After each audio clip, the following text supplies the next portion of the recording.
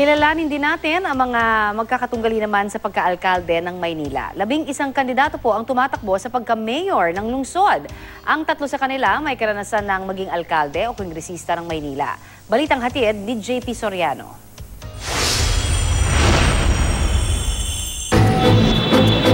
Dating magkasangga, mortal ng magkakaaway.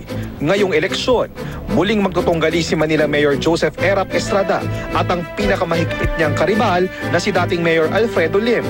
Sasabak din sa Battle of Manila si 5th District Representative Amado Bagatsing na anak ng isa pang naging alkalde rin ng Maynila na si Ramon Bagatsing. Nasubukan na yung dalawa eh. Wala nang bagong excitement na ihahain sa mesa. Basta ako, pure service eh. At hindi ako nagsamantala sa pwesto. Hindi ako gumawa ng pera nung nasa pwesto. I'm a true-blooded Filipino.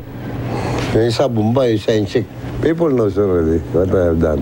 What I have done for someone. Si Lim, nabigong makuha ang ikalimang termino bilang punong lungsod ng Maynila nang talunin ni Estrada noong 2013. Nagharap rin sila noong 1998 presidential elections kung saan nanalo si Erap. Gayunpaman, nagsilbi si Lim bilang Interior Secretary sa Estrada Cabinet, namuno sa partido ng Masang Pilipino ni Erap. Pero ngayon, sadyang iba na ang ihip ng hangin. Dahil nga, ginamitan nila ng pera yung noong 2013 kaya ako natalo eh. Maraming nagrereklamo eh. Yung mga dati kong mga pre-services, sinisingil na nila eh. Buwelta ni Erap, masyado umanong malaki ang utang ng syudad nang siya'y humalili kay Lim noong 2013. Kaya't bagamat nagsabi siya noon na isang termino lang siyang maninilbihan, kailangan pa raw niya ng karagdagang panahon para magsulong ng mga mahalagang reforma sa Maynila. So Manila supposed to be the capital city of the country. Naiwanan ng Makati, naiwanan ng Mandaluyong, naiwanan ng Pasig. O ano sabi ni Dan Brown? Manila is the gates to hell. Oh God, not anymore, hopefully. Ang pamilya Bagatsing, matagal nang nasa politika ng syudad.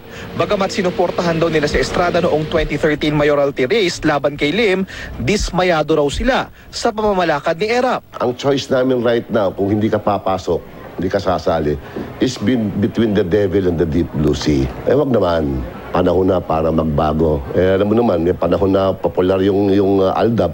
Sir, eto na ang tamang panahon. Kaya ginamit ko na yung tamang panahon. Isang lungsod ng Maynila sa may tuturing na lagi may kapanapanabik na labanan tuwing eleksyon. At ngayong taon, bukod kina Estrada, Lim at Bagatsing, meron pa palang 8 ibang tumatakbo sa pagka-mayor ng lungsod ng Maynila. Tanyag man o hindi ang magkakaribal para maging ama ng Maynila, lahat naglalayong maibalik ang dating sigla ng kabisera ng bansa. JP Soriano, GMA News.